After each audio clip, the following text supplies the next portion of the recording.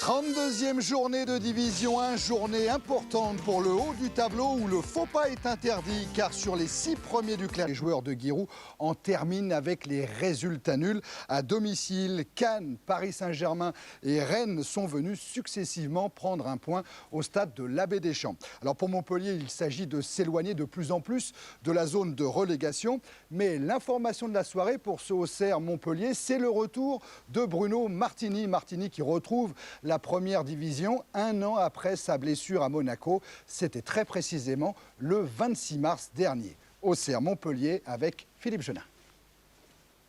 Et c'est un Bruno Martini concentré qui est apparu. Martini qui déclarait avant la rencontre qu'il espérait retrouver rapidement ses sensations. Pour ça, il peut compter sur le public de l'Abbé-des-Champs qui lui a réservé une ovation. Un public qui attend beaucoup de ce match puisque Auxerre n'a plus gagné depuis le 8 février. On joue depuis 14 minutes lorsque Auxerre tente d'emballer la rencontre. Centre de Pascal Vairua avec une tête de Sylvestre au-dessus de la barre transversale. Flucklinger n'a pas le temps de replacer sa défense. Mahé déborde. Centre de Mahé avec une tête de Baticle qui surgit. C'est à côté.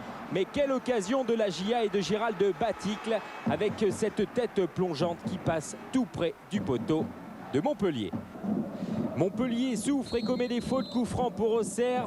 Frappe de Vairua. Flucklinger manque sa sortie. Sylvestre tente le lob. La confusion règne. Et Monsieur Harel sifflera un nouveau coup franc, cette fois en faveur de Montpellier. Mais en l'espace de 7 minutes, la défense montpelliéraine aura été mise à rude épreuve. Montpellier qui va quand même réagir. Il le faut avec Bonicel.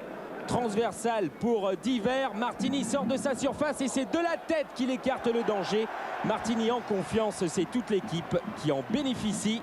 La preuve, accélération de Corentin Martins, centre vers Baticle. Loré détourne et Flucklinger battu, mais la chance est avec lui et les deux équipes sont à égalité 0-0 à la mi-temps. En seconde période, Auxerre aura beaucoup plus de mal à développer son jeu. Dans les 10 premières minutes, Montpellier en profite. Rouvière dans le trou pour Lefebvre. Accélération de Lefebvre qui trompe Bruno Martini. Troisième but de Lefebvre cette saison.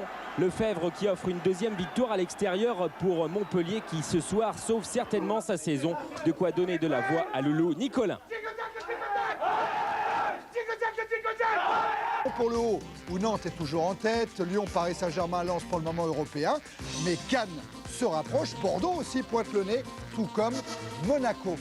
Mais regardez le bas du tableau, alors là ça devient carrément passionnant. Sochaux est décroché. Caen compte un match en moins, il ne faut pas l'oublier, un match à jouer au parc. Et regardez Rennes, Nice, Saint-Étienne, mais aussi Montpellier, Bastia, Lille, tous ces clubs-là sont encore sous le coup d'une relégation.